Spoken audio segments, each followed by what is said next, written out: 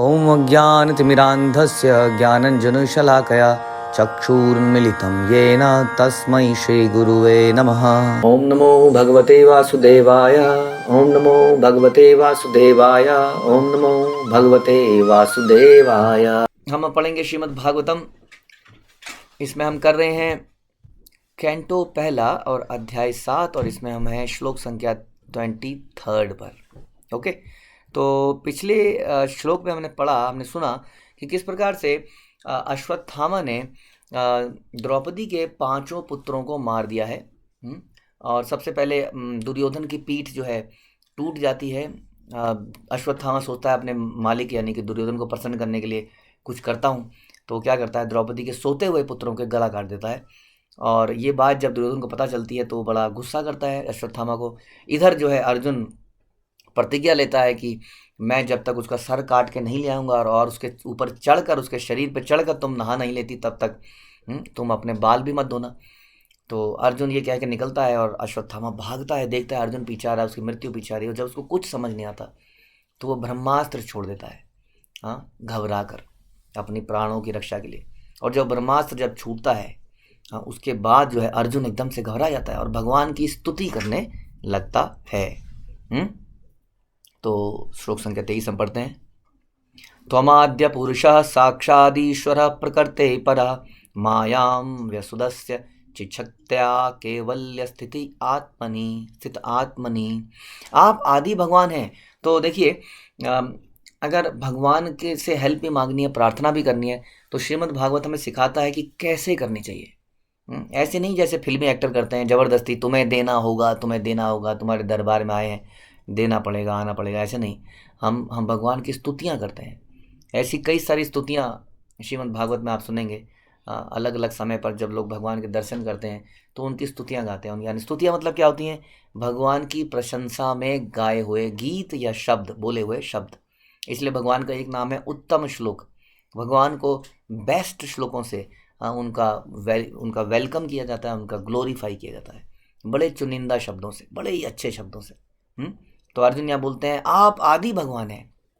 अर्जुन गीता, आप जानते हैं गीता का प्रवचन हो चुका है, उसके बाद की ये घटना है। अर्जुन का दिमाग बिल्कुल खुल चुका है कृष्ण को लेके कि कृष्ण ही आदि भगवान है। तो बोलते हैं आप आदि भगवान है। आदि भगवान का मतलब होता है प्रथम, the original, cause of the all causes, अनादिर आदिर गोविंदा, सर्व कारण कारणम। आप आदि भगवान है, जो original God head, supreme personality of God head, जिनका समस्त सृष्टि में विस्तार है। आप ही ने अपने विस्तार से सृष्टि को बनाया है और आप भौतिक शक्ति से परे हैं। भौतिक शक्ति से परे मतलब इस संसार में जो शक्ति चल रही है, जिसमें 3 गुण हैं, सतोगुण, रजोगुण, तमोगुण इत्यादि, जन्म मृत्यु जरा व्याधि, आपको ये तो आपकी शक्ति है, आप इससे प्रभावित नहीं होते हैं, ये तो परे हैं आप इससे। इसमें आ भी जाएंगे तो आपको प्रभावित नहीं करेगी, क्योंकि आप ही की तो शक्ति है। आपने अपनी आध्यात्मिक शक्ति से भौतिक शक्ति के सारे प्रभावों को दूर भगा दिया है। आप निरंतर शाश्वत आनंद और दिव्य ज्ञान में रहते हैं। जैसे कि जीव भी दिव्य है, लेकिन जीव निरंतर दिव्य आनंद में नहीं रहता, निरंतर ज्ञान में रहता है। जब संसार में आता है तो प्रभावित हो जाता है संसार से, माया शक्ति से, और इस प्रकार से वो अपने अस्तित्व को भूल जाता है। और अस्तित्व को भूल जाता है तो अपनी आनंद में नहीं रहता, दिव्य आनंद में नहीं रहता। श्रील प्रभुपाद बताते हैं कि उनकी अनेक शक्तियाँ हैं भगवान की, और वे अपनी विविध शक्तियों से के द्वारा संसार का सृजन करते हैं, पालन करते हैं, संहार करते हैं। लेकिन उनके अपने धाम में सब कुछ सनातन है। सनातन मतलब जानते हैं, इटर्नल। वहाँ पे कुछ पैदा होना और विनष्ट होना नहीं है। जैसे इस संसार में एवरीथिंग, जो भी चीज़ आती है वो क्रिएट करी जाती है और फिर डिस्ट्रॉय हो जाती है, लेकिन वहाँ पे सब कुछ इटर्नल है। यह संसार केवल शक्तियों या शक्तिशाली प्रतिनिधियों, जैसे कि देवता द्वारा संचालित ना होकर सर्वशक्तिमान के द्वारा संचालित होता है, उनकी शक्तियों द्वारा। यानी कि देवता, ऐसा लगता है कि इंद्र जो है वर्षा को कंट्रोल करते हैं, लेकिन इंद्र भी वर्षा को भगवान के निर्देशन में कंट्रोल करते हैं। सूर्यदेव रोशनी करते हैं, लेकिन भगवान के निर्देशन में करते हैं। सारे ग्रह अपने अपने ग्रह मंडल उसमें घूमते हैं, धुरी पर घूमते हैं, लेकिन भगवान के डायरेक्शन में घूमते हैं। तो ऐसी अर्जुन जो है भगवान की ग्लोरिफिकेशन करता है। फिर बोलता है सएव जीवलोकस्य माया मोहित चेतसा विधत्स्ते स्वेन वीर्येण श्रेयो धर्मादिलक्षणम। और यद्यपि आप भौतिक शक्ति के कार्यक्षेत्र के परे हैं, भौतिक शक्ति का कार्यक्षेत्र क्या है? ये मैटीरियल वर्ल्ड, ये भौतिक संसार जिसमें कि कई सारे ब्रह्मांड हैं, यहाँ पर भगवान की भौतिक शक्ति काम करती है, जिसकी मुखिया जिनकी मुखिया है दुर्गा देवी। इसलिए दुर्गा को लोग बहुत पूछते हैं, क्योंकि एक तरह से वो जेलर हैं, और जेलर को तो पूछना ही है ना, जेलर को तो लोग पूछते ही हैं ताकि कष्ट कम हो। लेकिन वो ये नहीं जानते हैं कि जेलर जेल से निकाल नहीं सकता है। जेलर ने आपको 2-4 रोटी एक्स्ट्रा दे दी, इधर उधर से कंबल दे दिया, लेकिन रहना तो जेल में ही पड़ेगा। तो इसलिए लोग भ्रमित हैं और वो माया शक्ति को पूछते हैं, वो माया के ओरिजिनेटर को नहीं पूछते हैं। तो यद्यपि आप भौतिक शक्ति के कार्यक्षेत्र के परे हैं, फिर भी आप बद्ध जीवों के परम कल्याण के लिए धर्म इत्यादि के चारों सिद्धांतों का पालन करते हैं। आप इस संसार में आपका कोई लेना देना नहीं है, लेकिन फिर भी आप इस संसार में आते हैं और भक्ति करके दिखाते हैं। चैतन्य महाप्रभु के रूप में आते हैं, भक्ति करके दिखाते हैं, कृष्ण बन के आते हैं और दिव्य लीलाएं करते हैं ताकि जीवात्मा को अट्रैक्ट कर सकें। हाँ, ये जीव माया द्वारा दबोचे जाते हैं। कौन जीव? आप और मैं। ये जीव माया द्वारा दबोचे जाते हैं। कृष्णा भूलिया जीव भोग वांछा करे, निकटे निकटे सकटी माया झपटिया धरे। माया जो है झपट्टा मारती है, वो देखती रहती है। जैसे कि होता था ना, हम पुरानी पिक्चरों में देखते थे कि भूत है, कोई आत्मा है, और गले में आपने कुछ ओम का लॉकेट पहन लिया है, भगवान का नाम ले रहे हो, तो आपको पकड़ नहीं पा रहा है। लेकिन जैसे ही आपके गले से लॉकेट निकला, जैसे ही आपके गले से कंठी माला निकली, भगवान का नाम छूटा, उसने तुरंत अटैक किया। उसी तरह से माया जो है निरंतर देख रही है कि कब माया कृष्णा भूलिया जीव भोग वांछा करे। जब कृष्ण को भूलकर जीव भोग करने की इच्छा करता है तो तुरंत माया जो है झपट्टा मारती है। यही बोल रहे हैं कि ये जीव माया द्वारा दबोचे जाते हैं और झूठे बहाने के झांसे से उनका भोग करना चाहते हैं। किसका? माया का। माया कहती है यू नीड ब्लिस, तुम्हें आनंद चाहिए, कम अलॉन्ग विद मी, मैं तुम्हें आनंद देती हूँ, आओ मेरे पीछे पीछे आओ। और आदमी पागल होकर पीछे पीछे चला जाता है और फंस जाता है। यद्यपि सच्चाई तो यह है कि जीव भोगने में असमर्थ है, वो भोग ही नहीं सकता है, वह तो भगवान का नित्यदास है। और जब वह अपनी स्थिति को भूल जाता है तो भौतिक जगत का भोग करने की सोचता है, किंतु वास्तव में वह भ्रम में होता है। जैसे कि कोई व्यक्ति है जिसने शराब ना पी हो, उसको अचानक से शराब मिलती है तो कहता है इसको पी जाऊंगा, और वास्तव में वो शराब को नहीं पीता है, थोड़ी देर में शराब उसको पी जाती है कि नहीं? तो यानी कि वो भोगने में भी असमर्थ है। वो शराब को भोगना चाहता है, लेकिन इतनी भोग लेता है या इतना प्रयास करता है, उसके बाद वॉमिटिंग करता है, चक्कर खा के गिरता है, उल्टी करता है, कहीं नाली में गिरा पड़ता होता है, कहीं उसका एक्सीडेंट हो जाता है गाड़ी चलाते हुए। इस प्रकार से वो भोग ही नहीं पाता है और भोगने की इच्छा करता है। तो जगत को भोग करने का सोचता है, किंतु वास्तव में वह भ्रम में होता है। भगवान इसी झूठी भोग धारणा को नष्ट करने के लिए हैं और बद्ध जीवों का उद्धार करके उन्हें अपने धाम में ले जाने के लिए अवतरित होते हैं। तो क्यों आते हैं भगवान इस संसार में? भगवान इस संसार में इसलिए आते हैं ताकि जो जीवात्माएं बेचारी फंस गई हैं, चलो ठीक है उनकी गलती तो है, कृष्ण भूलिया जीव भोग वांछा करे। कृष्ण को भूल के जो भोग वांछा करता है, भगवान उसके ऊपर भी कृपा करते हैं कि कोई बात नहीं, चलो मुझे भूल गए, डोंट वरी, नो प्रॉब्लम। जैसे कि एक पिता होता है ना, बच्चा बदतमीजी भी करता है तो पिता सोचता है चलो कोई बात नहीं, छोड़ो, बच्चा ही है। उसी तरह से भगवान जो है खुद इस संसार में आ जाते हैं। कितने दयालु हैं। भगवान के धाम में सब कुछ सनातन है, जैसा आपने सुना, इतना दिव्य है कि उसमें हमेशा आनंद है। फिर भी उस जगह को छोड़कर, इस जैसे कि कोई बहुत महल में रहने वाला पिता है, बेटा छोड़ के चला गया है और पैसा सारा ख़त्म हो गया है और एक झुग्गी झोपड़ी में आ गया है, भोग करता करता, नशे में करता करता, लोगों द्वारा धोखा खा खा के सब लुट के एक झुग्गी झोपड़ी में रहता है, और पिता महल को छोड़कर झुग्गी झोपड़ी में आता है। इसी तरह से भगवान इस संसार में आते हैं हमको वापस ले जाने के लिए। तथायम, तो इस प्रकार से अर्जुन कंटिन्यू करता है ग्लोरिफिकेशन को इस अगले श्लोक में भी, श्लोक संख्या 25।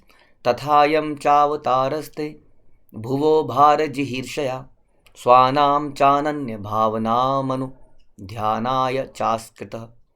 इस प्रकार आप संसार का भार हटाने तथा अपने मित्रों तथा विशेषकर आपके ध्यान में लीन रहने वाले आपके अनन्य भक्तों को लाभ पहुंचाने के लिए अवतरित होते हैं। क्यों आते हैं इस संसार में? आप अपने अनन्य भक्तों को लाभ पहुंचाने के लिए आते हैं, ताकि वो आपको देख के प्रभावित हो सकें, अट्रैक्ट हो सकें, आपसे प्रेम कर सकें। और भगवान जानते हो आप कैसी लीला करते हैं, कौन प्रेम नहीं करेगा उनसे। माखन चुराना। आप देखिए एक एक लीला को सुनते हैं जब हम, जिनके घर में 9 लाख गायें थी वो माखन चुराता है, ताकि भक्त उस लीलाओं से अट्रैक्ट होते हैं। दो गोवर्धन लीला सुन के देख के बिल्कुल अचंभित करने वाली लीला है। कैसे इतना विशाल पर्वत भगवान ने सहजता से उठा लिया, 7 दिनों तक उठाए रखा। तो ऐसी ऐसी लीलाएं करते हैं, भक्त लोगों को अत्यंत लाभ पड़ता है। तो अर्जुन जो है बहुत अच्छे तरीके से ग्लोरीफाई करते हैं भगवान को, और अब अपनी बात बोलते हैं। तो इस तरीके से ये वैदिक कल्चर है। ये ऐसा नहीं है कि जैसे आजकल तो कल्चर ये हो गया ना, किसी को फ़ोन किया, मेरा फ़ोन ख़राब है 4 घंटे से, क्या कर रहे हो तुम लोग, आते क्यों नहीं हो? हमारी आदत हो गई है डांटने की, टूटने की। ये हमारे कल्चर से ही चला गया है कि किसी से कुछ हमें चाहिए तो पहले 2 शब्द अच्छे बोल तो लें कम से कम, और कम से कम जब भगवान से चाहिए तो कैसे ग्लोरीफाई किया जाए। उसके बाद बोलते हैं किमिदम स्वित कुतो वेति देव देव न वेद्य वेदमहम सर्वतोमुख मायाति तेज परम दारुणम। हे देवादिदेव, चारों ओर फैलने वाला एक घातक तेज कैसा है। ब्रह्मांड का तेज था, ब्रह्मास्त्र का। यह कहाँ से आ रहा है मैं समझ नहीं पा रहा हूँ। ये इतनी रोशनी, इतनी अग्नि सी, जलन सी कैसे हो रही है, कहाँ से आ रही है? तो भगवान बोलते हैं श्री भगवान वाचा। अब भगवान को कैसे मालूम? क्योंकि भगवान क्या है? Omniscient, he is all, he has all knowledge. उनको सब कुछ मालूम है कहाँ पे क्या चल रहा है। हाँ, तो बोलते हैं वेतथेदम द्रोणपुत्रस्य ब्राह्मस्त्रम प्रदर्शितम नैवासो वेद संहारम प्राणबाद उपस्थिते। पूर्ण पुरुषोत्तम भगवान ने कहा, तुम मुझसे यह जान लो, यह द्रोण के पुत्र का कार्य है। उसने आणविक शक्ति के मंत्र यानी कि ब्रह्मास्त्र का प्रहार किया है।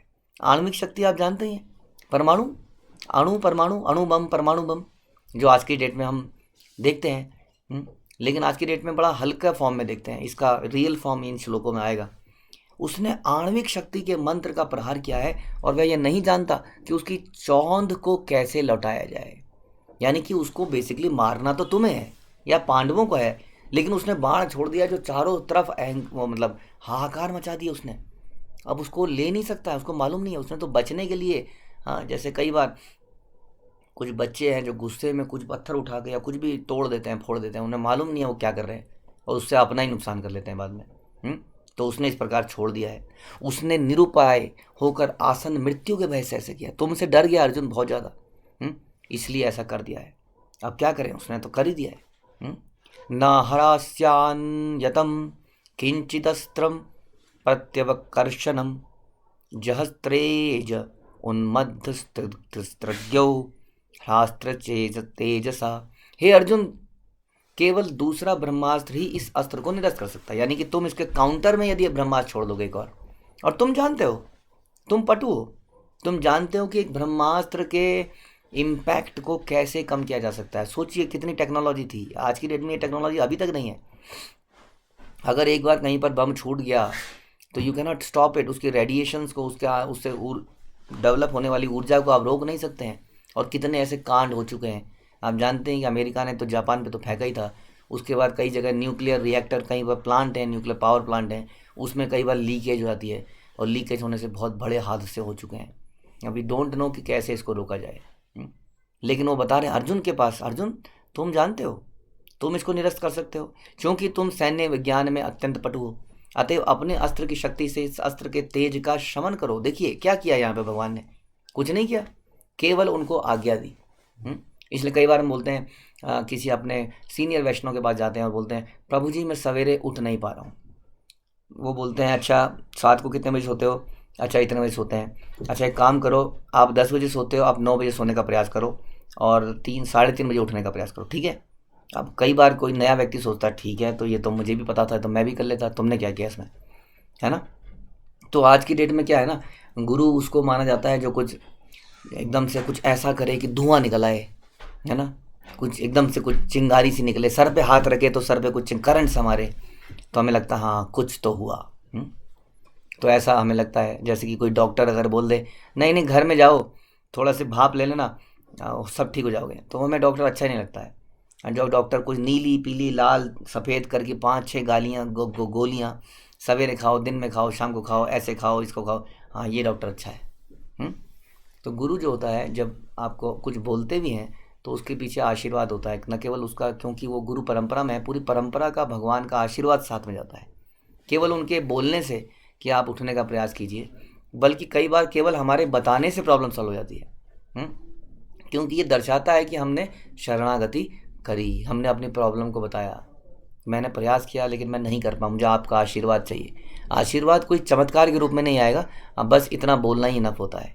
गुरु की जो है सुदृष्टि, जब हमारे पास गुरु की एक फेवरेबल दृष्टि पड़ती है हमारे ऊपर, तो उसी से कृपा होने लगती है। आप जानते हैं जो गुरु हमें अपनी करुणा से देखते हैं, यानी कि करुणा भी तभी आएगी ना जब उसी के व्यक्ति प्रति आएगी जो सरेंडर्ड होगा। जो इधर उधर कहीं ना कहीं कुछ बोलता रहेगा, मेरे साथ ऐसा क्यों किया, मेरे को क्यों नहीं पूछा, मेरे को क्यों नहीं लेके गए, मेरे साथ ऐसा क्यों हुआ, वगैरह वगैरह, है ना। तो जो हर चीज़ में कुछ एक्सपेक्टेशन ही चाह रहा है, जो गुरु को ही भोगना चाह रहा है, उसके ऊपर करुणा की दृष्टि कैसे पड़ेगी। जो गुरु को सर्व करना चाह रहा है ना, करुणा दृष्टि तो उसी पे पड़ेगी, राइट। तो इसी तरह से यहाँ पर केवल भगवान ने क्या बोला, हे अर्जुन तुम जानते हो, तुम पटु हो, तुम इसका निवारण करो ऐसे ऐसे करके। तो उसके बाद क्या होता है, सुता उवाचा श्रुत्वा भगवता प्रोक्तम फाल्गुनः परवीरः स्पृष्ट्वा पस्तं परिक्रम्य बाह्यं बाह्यास्त्रं संददे। श्री सुत गोस्वामी ने कहा, भगवान से यह सुनकर अर्जुन ने शुद्धि के लिए जल का स्पर्श किया। आपने देखा किस प्रकार अश्वत्थामा ने भी जल का स्पर्श किया। इसका मतलब कितने वैदिक संस्कृति में कितना इम्पोर्टेंट था क्लेanलीनेस और है ना, चीज़ों का होना, साफ सफाई का होना। और वो जानते थे कि साफ सफाई केवल नहाने से और वस्त्रों से नहीं होगी, मंत्रों के उच्चारण से होगी। इसीलिए हम लोग भी क्या करते हैं, हम लोग भी जब हम लोग आचमन करते हैं और हम जानते हैं कि शुद्धि कैसे होगी, भगवान के नामों को लेके होगी, इसलिए हम तिलक लगाते हैं। हम बोलते हैं ओम केशवाय नमः, ओम नारायणाय नमः, ओम माधवाय नमः। गले में ओम गोविंदाय नमः, फिर बाईं और ओम विष्णवे नमः, ओम मधुसूदनाय नमः, ओम त्रिविक्रम। इस प्रकार से हम 12 तिलक लगाते हैं। हाँ, या हम शुद्धि करने के लिए आचमन करते हैं तो उसमें भी कहते हैं ओम केशवाय नमः, जल को पीते हैं, फिर ओम नारायणाय नमः फिर पीते हैं, ओम माधवाय नमः फिर पीते हैं, फिर ओम गोविंदाय नमः, फिर उसको धोते हैं हाथ को, फिर ओम विष्णु। इस प्रकार से हम लोग आचमन करते हैं। और आचमन के कई सारे प्रोसेस हैं। ये शुद्धिकरण के लिए जल की आवश्यकता होती है, मंत्रों की आवश्यकता होती है। तो केवल नहाने से शुद्धि नहीं होती है, मंत्रों के उच्चारण से भी शुद्धि होती है। हम सब लोगों को ये करना चाहिए। हाँ, जब खास तौर पे जब हम डीटी वर्शिप करते हैं, भगवान को भोग लगाने जाते हैं, उस भोग लगाने से जाने से पहले हमें आचमन करना चाहिए। आप अपने स्पिरिचुअल फ्रेंड से पूछिए कि आचमन करने का क्या तरीका है। जब भी हम भगवान को छुएं, अगर आपके घर में विग्रह हैं या कोई ऑल्टर भी है फोटो वाला, तो उस मंदिर को छूने से पहले आपको आचमन करना चाहिए। तो यहाँ पर इन्होंने भगवान से सुनकर अर्जुन ने युद्ध के लिए, शुद्धि के लिए जल का स्पर्श किया और भगवान कृष्ण की परिक्रमा करी। उस अस्त्र को प्रशमित करने के लिए उसने अपना ब्रह्मास्त्र छोड़ा। तो क्या किया इन्होंने भगवान की देखिए, पहले ग्लोरिफिकेशन करी, फिर परिक्रमा करी। इसको कल भी हम डिस्कस कर रहे थे, इसको कहते हैं लेजी इंटेलिजेंट। हाँ, कूदने की ज़रूरत नहीं है तुरंत उछल के।